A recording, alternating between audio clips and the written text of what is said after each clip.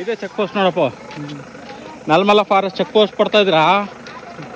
ಯಾಕಂದ್ರೆ ನಿಮ್ದು ತೆಗಿಬೇಕು, ಅಲ್ಲಿ ನಿಮ್ದು ತೆಗಿಬೇಕು, ಅಲ್ಲಿ ಮತ್ತೆ ಕೊಡದೆ ಸರಿ ಇದಂದ್ರಿ. ಎಲ್ರಿಗೂ ಹೊಸ ವಿಡಿಯೋಗೆ ಸ್ವಾಗತ. ಇವತ್ತು ನಾವು ಶ್ರೀಶೈಲ ಮಲ್ಲಯ್ಯನ ಪಾದಯಾತ್ರೆ ಬಗ್ಗೆ ಮಾತಾಡೋಣ. ಶ್ರೀಶೈಲ ಮಲ್ಲಯ್ಯನ ಪಾದಯಾತ್ರೆ ವರ್ಷಕ್ಕೆ 2 ಸಲ ಇರುತ್ತೆ. ಒಮ್ಮೆ ಶಿವರಾತ್ರಿಗೆ, ಇನ್ನೊಮ್ಮೆ ಯುಗಾದಿಗೆ. ನಾವು ಪಾದಯಾತ್ರೆ ಬಗ್ಗೆ ಮಾತಾಡೋಕ್ಕಿಂತ ಮೊದಲ ಕೆಲವೊಂದು ಸಂಘ ಸಂಸ್ಥೆಗಳು ಪಾದಯಾತ್ರೆಗೆ ನೆರವಿಗೆ ಸ್ವಲ್ಪ ಸಹಾಯ ಮಾಡ್ತಾ ಇರ್ತವೆ. ಮೊದಲು ಅದ್ರ ಬಗ್ಗೆ ನೋಡೋಣ. ನಮಸ್ತೆ ಸರ್. ನಮ್ಮದು ಆಶ್ರಯ ಟ್ರಸ್ಟ್ ಅಂತ ಕರ್ನೂಲಲ್ಲಿ ನಮ್ಮ ಹೆಡ್ ಆಫೀಸು. ಅಲ್ಲಿ ನಾದಾನಂದ ಸ್ವಾಮಿ ಅಂತ ನಮ್ಮ ಗುರುಗಳಿದ್ದಾರೆ. ಅವರಿಗೆ ನಾರ್ತ್ ಇಂಡಿಯಾದಲ್ಲಿ ಕೆಲವು ಆಶ್ರಮಗಳಿದ್ದಾವೆ. ಸೌತ್ ಇಂಡಿಯಾದಲ್ಲಿ ಕರ್ನೂಲಲ್ಲಿದೆ. ಅಲ್ಲಿ ಅವರು ಯೋಗ ಸಾಧನೆ ಇವೆಲ್ಲ ಹೇಳಿಕೊಡ್ತಾ ಇರ್ತಾರೆ. ಅವರು ಬರೆದಿದ್ದ ಬುಕ್ಸ್ ಎಲ್ಲ ಅಲ್ಲಿದ್ದಾವೆ ನೋಡಿ. ಇನ್ನು ಈ ವಿಡಿಯೋದಕ್ಕೆ ಮುಂದುವರಿಯೋಕ್ಕಿಂತ ಮುಂಚೆ ಯಾರಾದ್ರೂ ನಮ್ಮ ಚಾನಲ್ಗೆ ಹೊಸದಾಗಿದ್ರೆ ದಯವಿಟ್ಟು ಈ ಚಾನಲ್ ಸಬ್ಸ್ಕ್ರೈಬ್ ಮಾಡಿ ಮಲ್ಲಿಕಾರ್ಜುನ ಸ್ವಾಮಿಯ ಕೃಪೆಗೆ ಪಾತ್ರ ಆಗ್ಬೇಕಂತೇಳಿ ಕೇಳ್ಕೊಳ್ತೀನಿ. ಆಶ್ರಮ ಎಷ್ಟು ದಿನ ಇದೆ ಸರ್ ಇದು? ಆಶ್ರಮ ಯಾವಾಗಲಿಂದ ಇದೆ ಇದು? 10 ಇಯರ್ಸ್ ಇದೆ.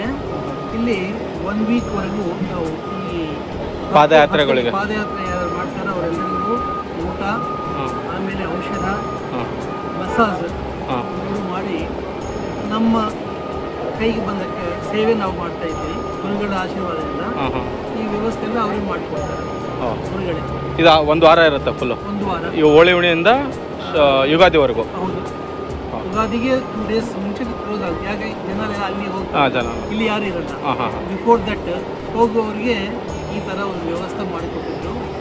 ಈ ಪೇಯ್ನ್ ಸಲುವಾಗಿ ಅವರೇ ಒಂದು ಔಷಧ ಪ್ರಿಪೇರ್ ಮಾಡ್ತಾರೆ ಮನಸ್ಸಿನಲ್ಲಿ, ಪೇಯ್ನ್ ಆಯಿಲ್. ಅದನ್ನು ಇಲ್ಲಿ ಬಗಲಿಗೆ ನೀವು ನೋಡ್ಬೋದು, ಅಲ್ಲಿ ಮಸಾಜ್ ಮಾಡ್ತಾರೆ. ಅದಕ್ಕೆ ಬಗಲಿಗೆ ಲೇಡೀಸ್ಗೆ ಸಪ್ರೇಟ್, ಜೆಂಟ್ಸ್ಗೆ ಸಪ್ರೇಟ್. ಔಷಧ ಲಾಸ್ಟ್ ಕೌಂಟರ್. ಅವ್ರಿಗೆ ಬೇಕಂದ್ರೆ ಕೊಟ್ಟು ಕೂಡ ಕಳಿಸ್ತೀವಿ 4 ಡೇಸ್ ಅವ್ರು ಯೂಸ್ ಮಾಡಲಿಕ್ಕೆ. ಆ ಥರ ವ್ಯವಸ್ಥೆ ಇದೆ. ಎಲ್ಲ ಮಾಧವ ಸೇವೆ ಅಂತ ಆ ಥರ ಮಾಡ್ತೀವಿ. Thank you. ನೋಡಿದ್ರಲ್ಲ, ಇದೊಂದು ಸ್ಯಾಂಪಲ್ ಸೇವೆ. ಈ ತರದ 16 ಸಂಸ್ಥೆಗಳು ಪಾದಯಾತ್ರೆಗೆ ಹೋಗೋರಿಗೆ ಸೇವೆ ಮಾಡಲು ಈ ಲೈನ್ಸ್ ಫುಲ್ ಜಮ ಇರುತ್ತೆ. ಅಂದ್ರೆ ನೀವು ರಾಯಚೂರು, ಬಾಗಲಕೋಟೆ ಕಡೆಯಿಂದ ಬಂದ್ರೆ ಕಂಪ್ಲೀಟ್ ಶ್ರೀಶೈಲ ಕರ್ನೂಲು ಬ್ರಿಡ್ಜ್ ದಾಟಿ ಶ್ರೀಶೈಲ ವೆಂಕಟಾಪುರದವರೆಗೂ ಪ್ರತಿಯೊಂದು ಕಡೆ ಈ ತರದ ವ್ಯವಸ್ಥೆ ಇರುತ್ತೆ.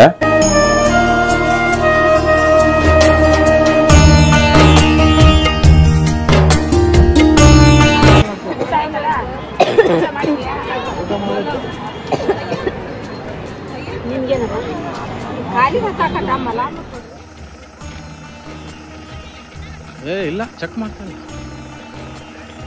ಇದೇ ಚೆಕ್ ಪೋಸ್ಟ್ ನೋಡಪ್ಪ, ನಲ್ಮಲ ಫಾರೆಸ್ಟ್ ಚೆಕ್ ಪೋಸ್ಟ್ ಪಡ್ತಾ ಇದ್ರಾ?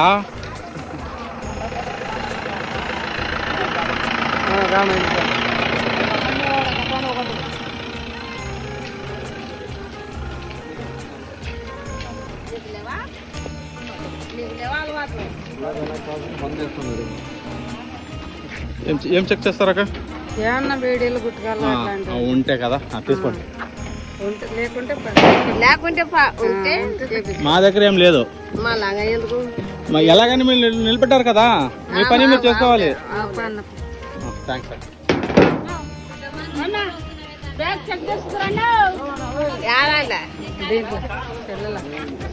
పిల్లల బాగా కనిపించాలి. బాగా చెక్ చేస్తున్నా నేనేం ఎవరు చెప్పను లేక చెప్పాలా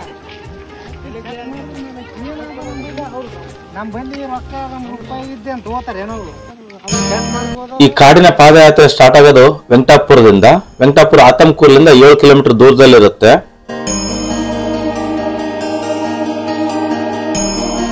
ನೀವು ಈ ಪಾದಯಾತ್ರೆ ಫಸ್ಟ್ ಉದ್ದೇಶ ಏನು ಅಂದ್ರೆ, ಈ ನಮ್ಮ ರೈತಾಪಿ ವರ್ಗದವ್ರಿಗೆ ಈ ಹೋಳಿ ಹುಣ್ಣಿ ಆದ್ಮೇಲೆ ಯುಗಾದಿವರೆಗೂ ಸ್ವಲ್ಪ ರೆಸ್ಟ್ ಅನ್ನೋದಿರುತ್ತೆ. ಅಂದ್ರೆ ನಾವು ಹೊಸ ಹೊಲ ಉಳೋದು ಅದೆಲ್ಲ ಮಾಡೋದು ಈ ಯುಗಾದಿ ಆದ್ಮೇಲೆ. ಸೊ ಈ ರೈತಾಪಿ ವರ್ಗದವ್ರು ಕೆಲವೊಂದು ಸ್ವಲ್ಪ ರಿಲ್ಯಾಕ್ಸೇಷನ್ಗೋಸ್ಕರ ಮೊದಲಿನಿಂದನೂ ಈ ಕಾಡಿನಲ್ಲಿ ಪಾದಯಾತ್ರೆ ಮಾಡಿ ಶ್ರೀಶೈಲ ಮಲ್ಲಯ್ಯನ ದರ್ಶನ ಪಡ್ಕೊಂಡು ಅಲ್ಲಿಂದ ಏನಾರ ಹೊಸದು ಅಂದ್ರೆ ಕುಡುಗೋಲು, ಏನಾರ ಸಾಮಾನ ಹೊಲಕ್ಕೆ ಬೇಕಾಗಿ ಸಾಮಾನ ತಗೊಂಡ್ಬಂದು ಪೂಜೆ ಮಾಡಿ ಬಿತ್ತನೆ ಸ್ಟಾರ್ಟ್ ಮಾಡ್ತಿದ್ರು. ಇದು ಮೊದಲಿಂದ ಪದ್ಧತಿ.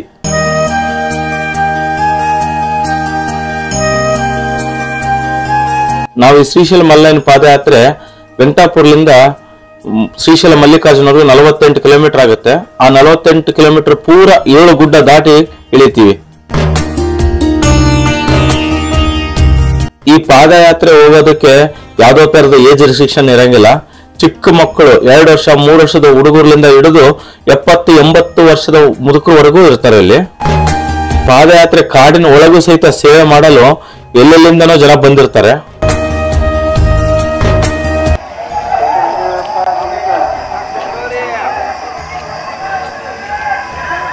ಯಾವ ಊರಿ ಮತ್ತೆ? ಬಿಜಾಪುರ. ನಮ್ದು ರಾಯಚೂರವ್ರಿ.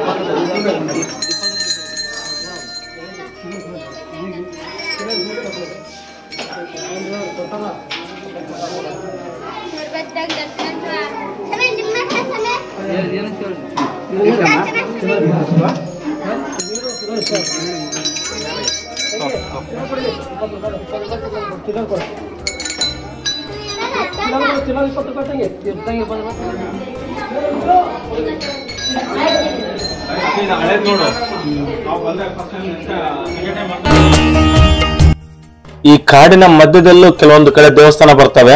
ಮೊದಲಿಗೆ ಆಂಜನೇಯ ಸ್ವಾಮಿ ದೇವಸ್ಥಾನ ಬರುತ್ತೆ, ಆಮೇಲೆ ವೀರಭದ್ರೇಶ್ವರ ಸ್ವಾಮಿ ದೇವಸ್ಥಾನ ಬರುತ್ತೆ. ಆ ವೀರಭದ್ರೇಶ್ವರ ಸ್ವಾಮಿ ದೇವಸ್ಥಾನ ಆದ್ಮೇಲೆ ಮೆಟ್ಲುಗಳು ಗುಡ್ಡಗಳು ಸ್ಟಾರ್ಟ್ ಆಗುತ್ತೆ.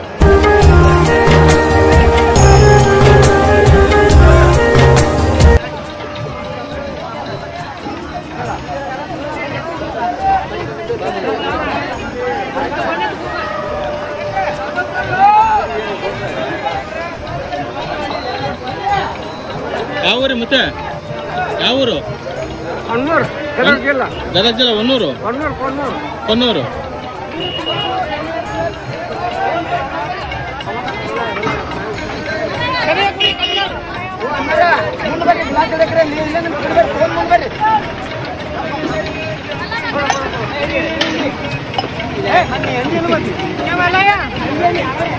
ನೀವು ಬಾಟ್ಲ ಯಾಕೆ ಕೊಡಾಕತ್ತೀರೇನ್ರಿ?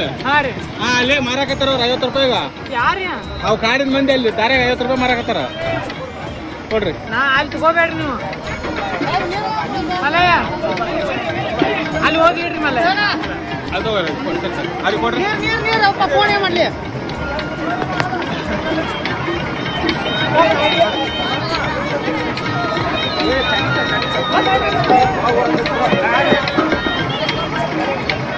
ಅಲ್ಲಿ ಮುಂದೆ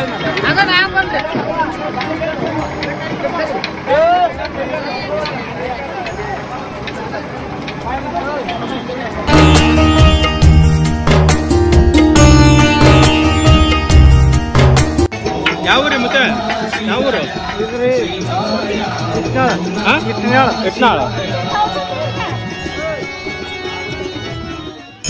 ನಾವೀಗ ನೋಡಿದಲ್ಲ, ಇವರು ಬಿಜಾಪುರ ಬೆಳಗಾವಿಯಿಂದ ಬಂದಿದ್ದಾರೆ. ಅವ್ರು ಏನು ಒಂದು ರೂಪಾಯಿ ನಮ್ಮಿಂದ ಅಪೇಕ್ಷೆ ಮಾಡಲ್ಲ. ಕೇವಲ ಶರ್ಬತ್ತು ಇಲ್ಲ ಅಂದ್ರೆ ಕಬ್ಬಿನ ಹಾಲು, ನಮ್ಗೆ ಹೊಟ್ಟೆ ತುಂಬಷ್ಟು ಕುಡಿದು ಹೋಗ್ರಿ ಅಂತೇಳಿ ನಮ್ಮ ನಿಂದಿಸಿ ಕುಡಿಸಿ ಕಳಿಸ್ತಾರೆ.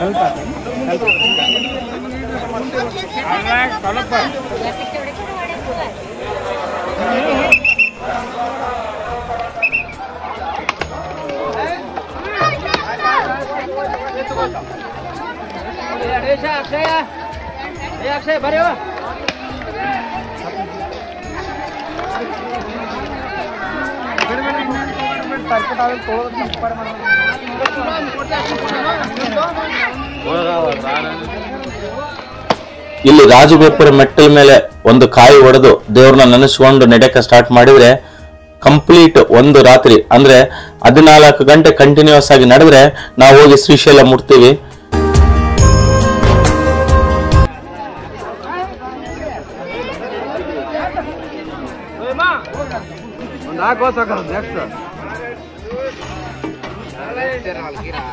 ಕಾಡ್ನಾಗ 10 ರೂಪಾಯಿ ಗಾಡಿ ಕೊಡೋದೇ ದೊಡ್ಡದಂತಾರ ಅವ್ರು. ಇವಾಗ ಕಾಡ್ನಾಗ 10 ರೂಪಾಯಿ ಗಾಡಿ ಕೊಡೋದೇ ದೊಡ್ಡದ ಅಂತಾರ ಅವರು.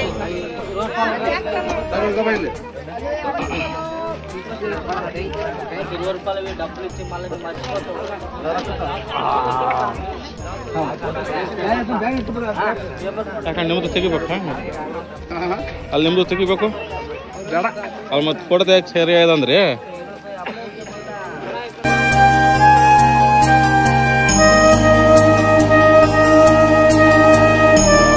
ಆಗ್ಲೇ ಹೇಳಿದಂಗೆ ಈ ಕಾಡ್ನಾಗ 2 ಸಲ ನಡೆಯಕ್ಕೆ ಅವಕಾಶ ಕೊಡ್ತಾರ. ಒಂದು ಶಿವರಾತ್ರಿಗೆ, ಇನ್ನೊಂದು ಯುಗಾದಿಗೆ.